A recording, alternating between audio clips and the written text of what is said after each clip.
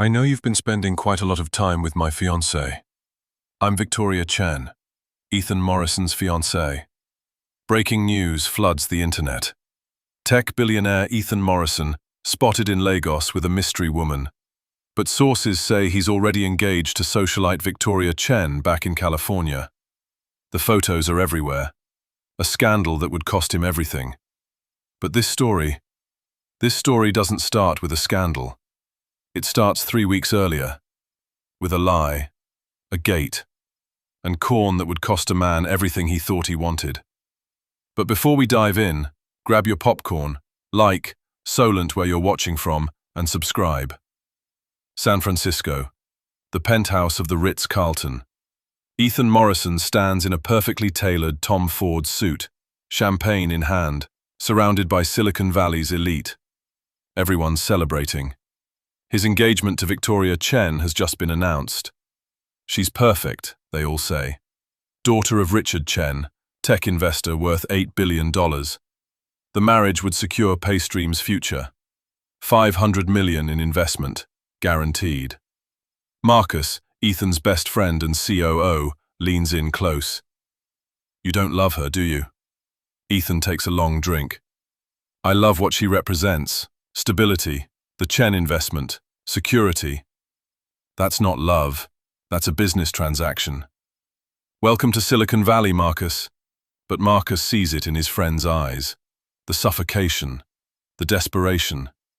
Ethan Morrison, 34 years old, built Paystream from his Harvard dorm room to a $3 billion empire. He's conquered markets, disrupted industries, changed lives. And yet here he stands, about to marry a woman he doesn't love because it makes sense on paper.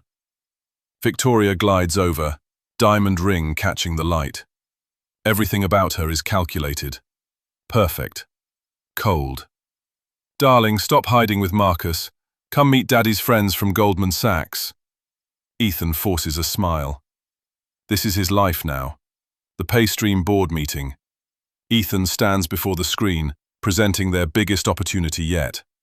A $5 billion partnership with Nigeria's central bank. Digital payment infrastructure across Africa's largest economy. It's brilliant, it's massive, and it's his ticket out. The deal requires 3 weeks in Lagos, Ethan explains.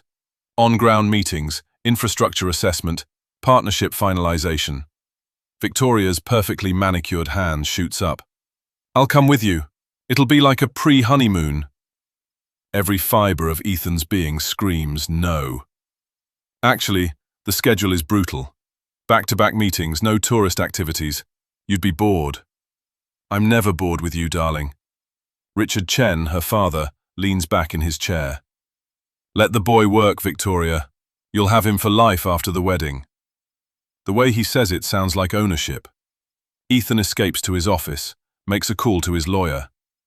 Give me 3 weeks in Lagos, away from Victoria.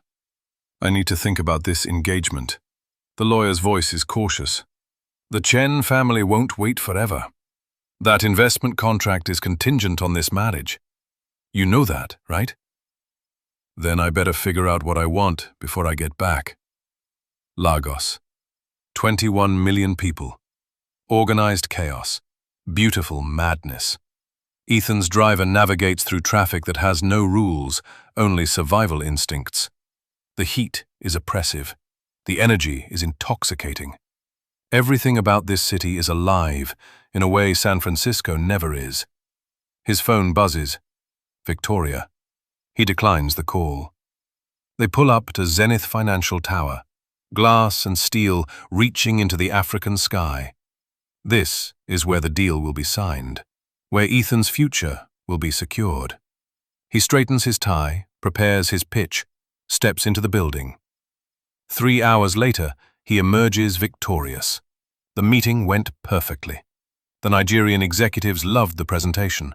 The deal is 90% done. Ethan should feel elated. Instead, he feels empty. Then he hears her voice. Fine, brother. You look hungry. Sweet corn, roasted fresh. Make your afternoons sweet. Amaka Obi stands just outside the gate, mobile grill smoking with perfectly roasted corn. She's 29, though she carries herself with the confidence of someone who's fought for every single thing she has. Her voice cuts through the Lagos noise with strategic precision. "Oyibo," she calls to Ethan. "You like corn? Fresh roasted, best in Lagos." Ethan has been warned about street vendors. His security briefing was clear. Politely ignore them, keep moving, don't engage. But something makes him stop. Maybe it's her smile. Maybe it's the way she's positioned herself for maximum customer flow. Maybe it's the copy of Financial Times folded next to her grill. His bodyguard, David, steps forward. "Sir, the car is waiting." But Ethan is already walking toward her. "How much?" Amaka sizes him up instantly. Expensive suit. Foreign. Probably just closed some big deal in that tower. 500 naira. 1 cob. "I'll take 3. "You look like a man who can afford 3. She starts wrapping corn with practiced efficiency. "Let me guess. Tech industry? Fintech, maybe?" Ethan is surprised. "What makes you say that?" "Zenith Tower has 3 types of tenants. Oil executives, they have drivers who buy corn for them. Fintech people, they like to feel connected to the people, so they buy corn themselves. And government officials, they're too important to acknowledge street vendors exist." She hands him the first cob. "You bought your own corn, so, fintech." David clears his throat. "Sir, we need to. Give me a minute." Ethan pulls out his wallet. American bills. David sighs and jogs across the street to the currency exchange.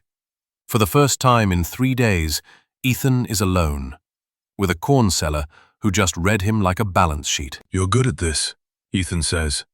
"At what? Selling corn or reading people?" "Both, apparently." Amaka laughs. It's genuine. Nothing like Victoria's calculated social laugh. "It's called strategic positioning. I learned it in business school." Now Ethan is really surprised. Business school? MBA, Pan-Atlantic University, Marketing and Brand Management. She says it casually, but watches his reaction. "Before you ask, yes, I graduated top of my class. Yes, I looked for corporate jobs. No, nobody called back. Turns out Amaka from Ajegunle doesn't get interviews at places like," she gestures to the tower, "wherever you just came from." The bitterness in her voice is earned. Ethan hears it. "I'm sorry." "Don't be. I make 200,000 naira a month selling corn. That's more than entry-level marketing jobs pay anyway. Plus, I'm my own boss. Can't fire myself." She wraps his second cob. "Let me guess what happens next. You offer to help me scale this, get me onto your fintech platform, digital payments, financial inclusion. Am I close?" Ethan opens his mouth, closes it. She's exactly right. "See, brother, I wrote my thesis on digital payment adoption barriers in informal economies. I know your pitch better than you do. I also know it wasn't designed for people like me." David returns with naira. Ethan hands her 5,000. Amaka counts out 3,500 and pushes it back. 1,500 naira for 3 cobs. I don't need your charity. Their hands touch as she returns his money. For just a moment, Lagos fades away. There's something in that touch. Something electric. Something dangerous. "It's not charity," Ethan manages. "It always is." She turns back to her grill. "Enjoy your corn, Oyibo. And whatever you're building, try actually talking to the people you claim to help." Ethan gets in his car. As they pull away, he looks back. Amaka is already pitching to another customer, laughing at something, absolutely alive. Something in his chest cracks open. David glances in the rearview mirror. "Sir, what's your name?" "Excuse me?" "The corn seller. You've been working this route for weeks. What's her name?" David hesitates. "Amaka, sir. She's here every day. Same spot. Security tried to chase her off twice. She quoted city ordinances until they gave up. Ethan smiles despite himself. Of course she did. He has 3 weeks before his wedding. He's just met someone who makes him question everything. This is dangerous. Ethan's hotel suite overlooks Lagos at night. The city glitters with unreliable electricity, darkness punctuated by generators and hope. His phone rings. Victoria. Again. He's ignored 5 calls. He can't ignore the 6th. Darling, finally. I've been trying to reach you all day. Sorry, the meeting ran long. Time zones are confusing. Well, I have exciting news. I'm flying in this weekend. Surprise. Ethan's blood runs cold. What? No, the deal isn't finalized. The schedule is brutal. You'd be miserable. I'm never miserable with my fiancé. Plus, Daddy thinks it's a good idea. Show the Nigerians that Paystream is a family company. We can start planning the wedding while you work.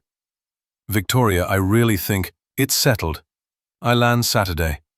Can't wait to see you, my love. She hangs up before he can argue.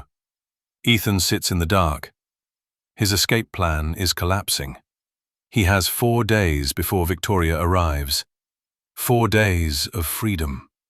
What does he do with them? He knows exactly what he does. 2 p.m., same time as yesterday. Ethan returns to the gate. No bodyguard this time. Just him, in a button-down and jeans, looking completely out of place.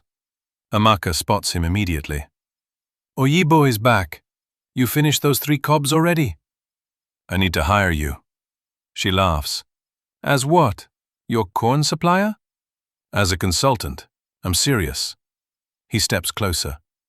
My company just signed a $5 billion deal to build digital payment infrastructure across Nigeria. You're right. We don't understand the actual market. Help me fix that. Amaka studies him. You're the one who signed the Zenith deal yesterday. Paystream. I read about it this morning. You follow fintech news. I follow everything that affects my business. You think I'm out here guessing? She crosses her arms. So let me understand. The CEO of Paystream wants to hire a corn seller as a consultant. I want to hire an MBA who understands this market better than anyone on my team. For how long? 1 week. I'll pay you 1 million naira. It's a lot of money. 3 months of earnings. Amaka's expression doesn't change, but Ethan sees her calculate. Why? Because yesterday you made me question everything I've built. And I need to know if you're right. She leans against her cart. Let me tell you what's going to happen, Oyibo. You'll follow me around for a few days. Feel good about understanding poor people. Take some photos for your corporate social responsibility report. Then you'll fly back to California and nothing will change. That's what people like you do. What if I promise that's not what this is? Men like you make promises to women like me all the time. Why should I trust you? Ethan takes a breath. Raw honesty. You shouldn't. I'm a stranger with money trying to solve problems I don't understand.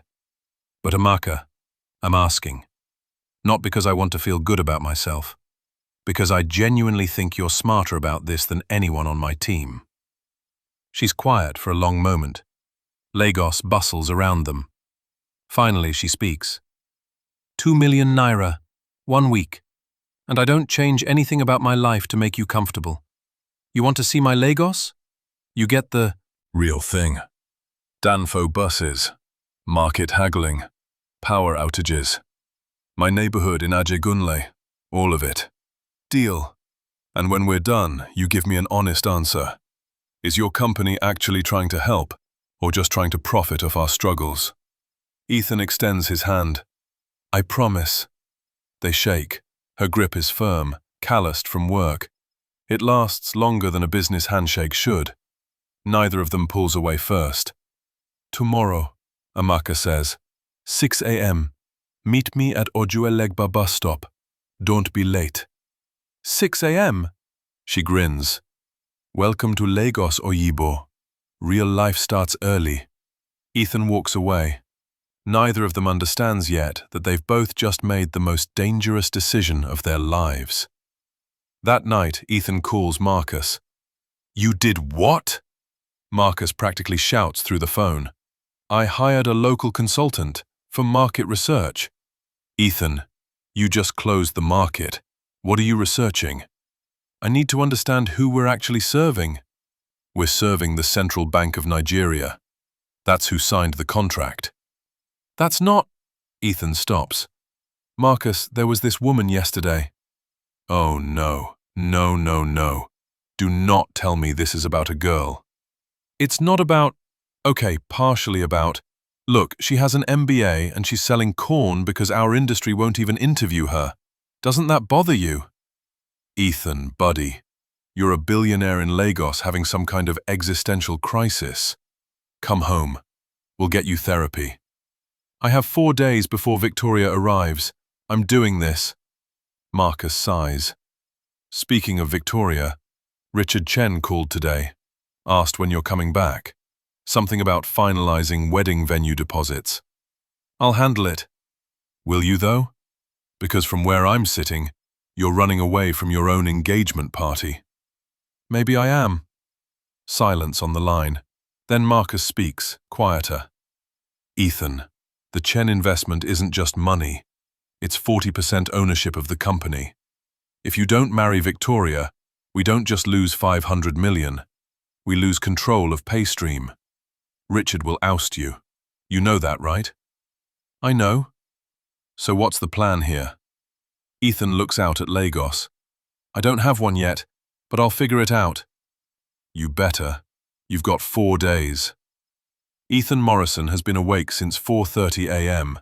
He's exhausted. Lagos at 5 a.m. is somehow more chaotic than Lagos at 2 p.m. Buses, motorcycles, people rushing to work, market women setting up, the whole city grinding to life. Amaka appears right on time, looking annoyingly fresh. "You came! I bet Marcus you wouldn't show." "You know Marcus?" "I researched your company. Due diligence."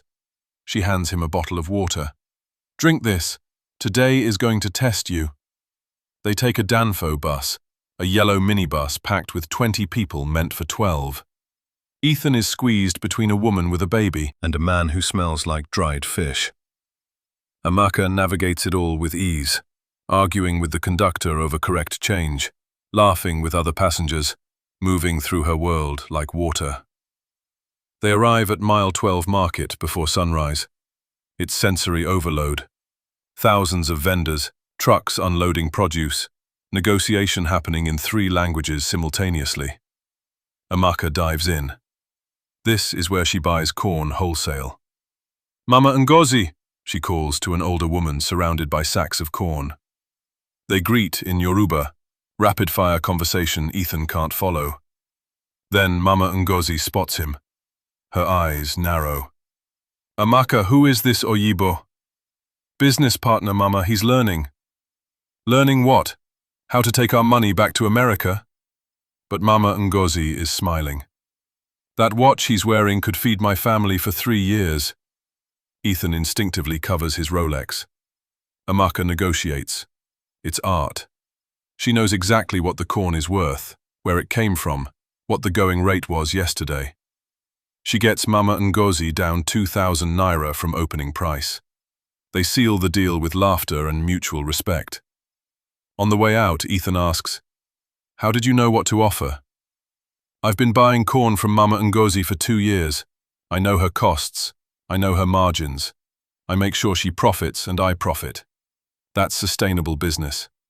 She looks at him. "You can't extract value from people and call it help. You have to understand the whole ecosystem." Ethan is quiet. His entire company model just got challenged by a corn seller at sunrise. By 10 a.m., Ethan is starving. Amaka takes him to a small buka, a local restaurant. They sit on plastic chairs. The menu is written on the wall in chalk. "Try the amala," Amaka says. Ethan has no idea what that is. When it arrives, it's a brown ball of yam flour paste with soup. "How do I?" "With your hand, like this." Amaka demonstrates, taking a piece, dipping it in soup, eating with practiced ease. Ethan tries. It goes poorly. Soup drips down his hand. The texture is weird. He must make a face because Amaka bursts out laughing. "You look like you're being poisoned." "It's just different. Welcome to how most of Lagos eats, Oyubo. Not everyone has forks and Michelin stars." But she shows him the technique, patiently. And slowly, Ethan gets it. By the end of the meal, he's actually enjoying it.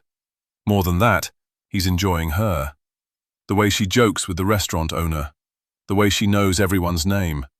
The way she moves through the world like she belongs to it, not like she's passing through. "Question," Ethan says. "You mentioned you had job offers after your MBA. What happened?" Amaka's smile fades slightly. "I had interviews, 3 of them, big companies, all foreign, oil, tech, consulting. I made it to final rounds for 2. And? And they asked if I was willing to relocate, code for, we don't trust someone from Ajigunle. We want people who went to American universities, who sound a certain way, who fit a certain mold." She shrugs. "The 3rd interview went great until they asked for a reference from a current employee. I didn't have one. Catch-22. Can't get in without knowing someone inside. Can't know someone inside without getting in. That's broken. That's reality." She meets his eyes. "So I started selling corn. Not because I couldn't do better, because better wasn't available. And you know what? I'm good at this. Really good. I make money. I employ my cousin who helps with supply. I support my family. It's not the corner office I imagined, but it's mine." For the first time since meeting Amaka, Ethan sees the steel underneath the smile. She's not a victim. She's a warrior who got blocked at every gate and decided to build her own path. "I want to open those gates," he says quietly. "Why? Why do you care?" Ethan thinks about Victoria, about Richard Chen, about board meetings where they discuss market penetration in Africa like it's a game. Because 3 days ago, I thought I knew what success looked like. Then I met you, and you're working 10 times harder than anyone in my company, with a fraction of the resources. That's not a system working. That's a system broken. Amaka looks at him for a long moment. Something shifts between them. Something neither of them are ready to name yet. Day 2. Amaka takes Ethan to her neighborhood, Ajigunle. He's read about it. Lagos's most densely populated slum, everyone says. But when they arrive, it's not what he expected. Yes, the streets are narrow. Yes, the buildings are cramped. But there's life here. Community. Kids playing football. Women braiding hair outside. Music spilling from windows. "Welcome to my world," Amaka says. Her family lives in a modest 3-room apartment. When they walk in, her mother is cooking. Her younger sister Chioma is studying. Her brother Amaka is fixing a motorcycle engine in the courtyard. "Mama, this is Ethan, the consultant I told you about." Her mother looks him up and down. Then, in English, "You're the Oyibo paying my daughter to show you Lagos." "Yes, ma'am." "Good. Maybe you'll learn something." But she's smiling. "Sit. Eat." Dinner is jollof rice, fried plantain, chicken. It's delicious. Ethan says so. Chioma giggles. "Sister's cooking is terrible. Mama made this." "Chioma!" But Amaka is laughing too. They eat. They talk. Emeka asks about America. Is everyone really rich? Chioma asks about PayStream.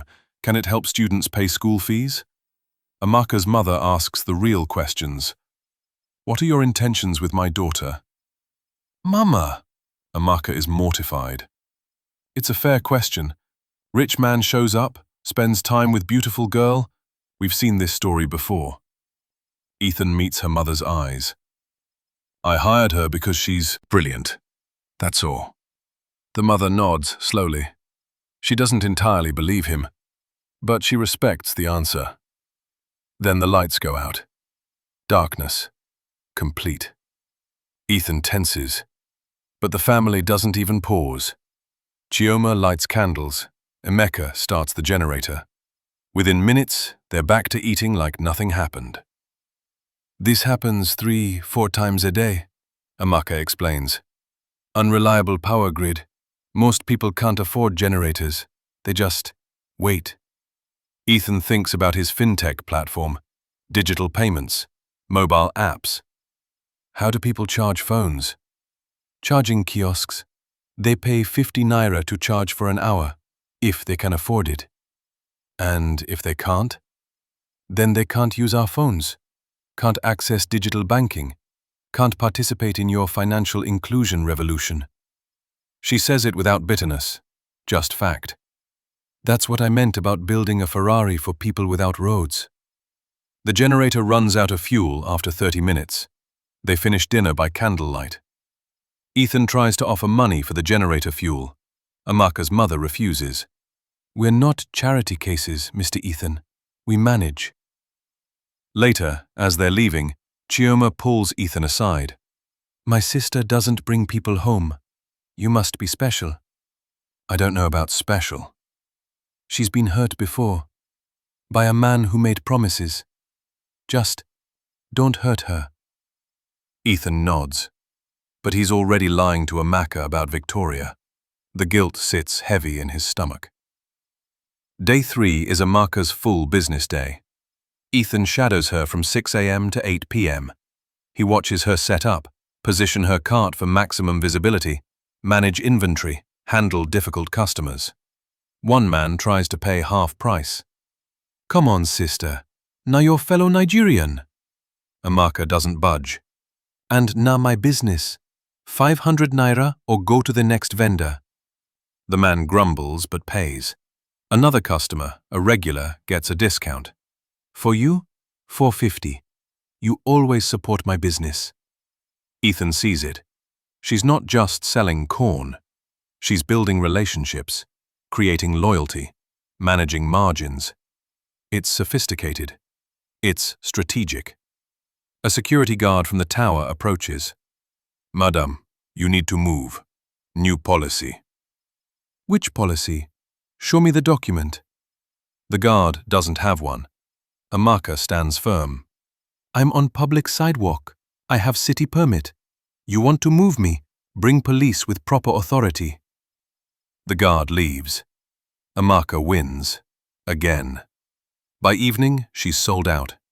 Counting her earnings, she's made 4,000 naira profit, about $9, for 14 hours of work. They sit on the curb, exhausted. Still think you can scale this? Amaka asks. I think I was an idiot for thinking it was that simple. Most people in your position are. The difference is, you're actually here. They sit in comfortable silence. Lagos rushes around them. Then Ethan asks, Can I ask you something personal? Depends. On the question. Why corn? With your MBA, you could have started 100 different businesses. Amaka is quiet for a long time. When she speaks, her voice is soft, vulnerable. You want the real answer? Because I could start it with 50,000 naira borrowed from my mother. Because the overhead is low. Because people always need to eat. Because, she pauses, because every other dream I had required doors that wouldn't open for someone like me. The pain in her voice is real. Ethan wants to fix it, but he knows he can't. Not with money, not with promises, maybe not at all. I want to open those doors, he says. Why? Why do you really care? And Ethan realizes, it's not about the mission anymore. It's about her. This brilliant, fierce woman who challenges him, who makes him see clearly for the first time in years, who makes him feel alive. Because 3 days ago, I thought I knew what success looked like. Then I met you. They're inches apart now. The moment stretches. Lagos fades away. There's only them and the possibility of something impossible. Amaka whispers, "Ethan, this is dangerous." "What is?" "This. Whatever's happening between us. You're going to leave. And I'm going to still be here, selling corn. And it's going to hurt." "What if I don't want to leave?" Her phone rings. The spell breaks. Amaka checks it and her face goes pale. "I have to go. It's my brother." "What's wrong?" "He's been arrested. Police. They're saying he stole something from a car. 500,000 naira bail." She's shaking. Ethan's instinct is immediate. "I'll handle it. Let me—" "No." She stands. "This isn't your problem." "Amaka, I have the money." "That's exactly the problem." She's crying now, angry and scared. "This is my family, my responsibility. The second I let you pay for this, what am I? What does this become?" "It becomes me helping someone I care about." "Or it becomes me being another African woman saved by a rich white man. Can't you see the difference?" And before he can answer, she runs into Lagos traffic, disappearing into the chaos. Ethan stands there, helpless.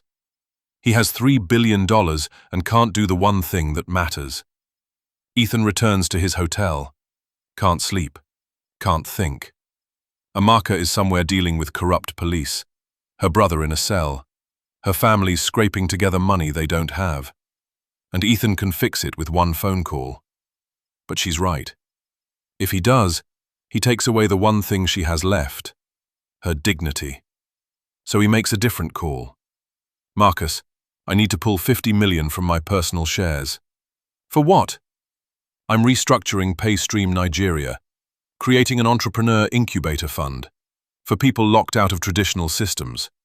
"Ethan, the board will crucify you. You can't just—" "I'm not asking permission. It's my money." Silence. Then, "This is about her, the corn seller. Her name is Amaka." Ethan's voice is steel. "And yes, it's about her. It's also about the 50 million Amakas in Nigeria who are smarter and harder working than half of Silicon Valley, but will never get a chance because the system is rigged." "You're going to blow up your career for a woman you've known for 3 days." "I'm going to try to build something that matters, for the first time in my life." Marcus sighs. The board meets next week. "And Ethan? Victoria lands in Lagos tomorrow. She called me when she couldn't reach you. She's suspicious." Ethan's blood runs cold. "Tomorrow?" "Saturday, as planned. She's been calling you all day." Ethan checks his phone. 17 missed calls. He's been so focused on Amaka, he forgot about Victoria, his fiancée, the woman he's supposed to marry in 3 weeks. "What do I do, Marcus?" "Tell her the truth, before this explodes." But Ethan knows he won't. He's in too deep now. The lie has its own momentum. Saturday morning, Lagos Airport. Victoria Chen emerges from first class, looking like she's about to colonize something. Designer luggage, perfect hair despite 15 hours of flight. And behind her, her father, Richard Chen. Ethan meets them at arrivals, his smile forced. "Surprise, darling." Victoria kisses him. He tastes her expensive lipstick and feels nothing. "Daddy decided to come too. We can finalize the investment papers and look at wedding venues." Richard shakes Ethan's hand. It's a power move, a reminder. "Thought we'd make this a family trip. Plus, I want to see this Nigeria deal you're so excited about. 5 billion is a lot of money." Ethan's phone buzzes. A text from Amaka. "Brother is out. Mama used her savings. It's handled. Thanks for yesterday. I need some space." Victoria reads over his shoulder. "Who's Amaka?" Ethan's heart stops. "Local consultant. Market research." Victoria's eyes are calculating. She knows something is off. But she smiles. "Well, show us Lagos." I want to see where my future husband has been hiding." And just like that, Ethan's worlds collide. The next 3 days are torture. Ethan juggles two impossible realities. Days, he tells Victoria he has meetings, sneaks away to find Amaka. She's back at her corn stand, but something's different, guarded. "You came back," she says, not looking at him. "Of course I came back. Are you okay? Your brother?" "We handled it. We always handle it." She finally meets his eyes. "Ethan, I think we should stop this. The consulting week. It's getting complicated." "What do you mean?" "I mean," she takes a breath, "I'm falling for you, and I can't afford to. You're going back to America, back to your real life. And I'm going to be here, selling corn, remembering what it felt like to be seen by someone like you. That's not fair to me." Ethan wants to tell her everything. About Victoria, about the engagement, about how he doesn't want that life. But the words stick in his throat. "What if I told you I'm falling for you too?" Amaka laughs bitterly. "Then we're both idiots, because this can't work. We're from different worlds." "So we build a bridge." "With what? Hope?" "Ethan, be realistic. You're a billionaire. I sell corn. That's not a bridge. That's a canyon." But then she kisses him, desperate and scared and hopeful. And Ethan kisses back. They're both lying to themselves now. Nights, Ethan performs for Victoria. Dinners at expensive restaurants. Walks along the waterfront. Wedding planning. "I'm thinking orchids for the centerpieces," Victoria says over dinner at a 5-star hotel restaurant. White orchids, flown in from Singapore. Ethan isn't listening. He's thinking about Amaka. "And I found the perfect venue, the Ritz-Carlton, San Francisco. We can have the reception overlooking the bay." "Victoria, can we talk about this later?" Her eyes narrow. "You've been distracted all week. What's going on?" "Just the deal. It's complicated."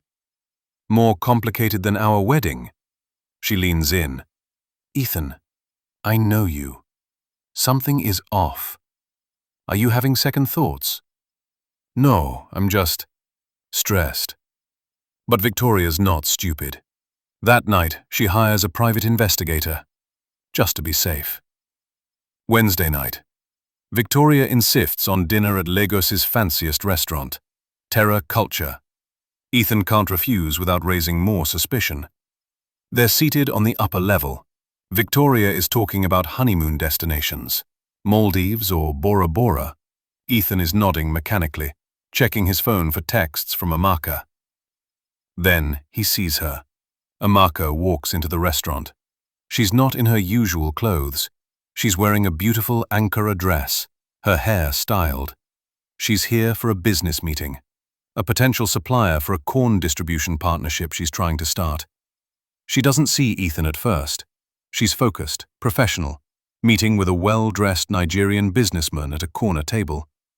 But Victoria sees her, sees the way Ethan's entire body has gone rigid, sees where his eyes are locked. "Darling?" Victoria's voice is ice. "Who is that?" "No one, just..." Victoria stands, walks over to Amaka's table. Ethan's heart stops. "Excuse me," Victoria says, her smile pure venom. "Are you Amaka?" Amaka looks up, confused. "Yes? Do I know you?" "Not yet, but I know you've been spending quite a lot of time with my fiancé." Victoria extends her hand, diamond engagement ring catching the light like a weapon. "I'm Victoria Chen, Ethan Morrison's fiancé." What will Ethan do now? Can he handle Victoria and Amaka at the same time? Subscribe and turn on notifications so you don't miss episode 2.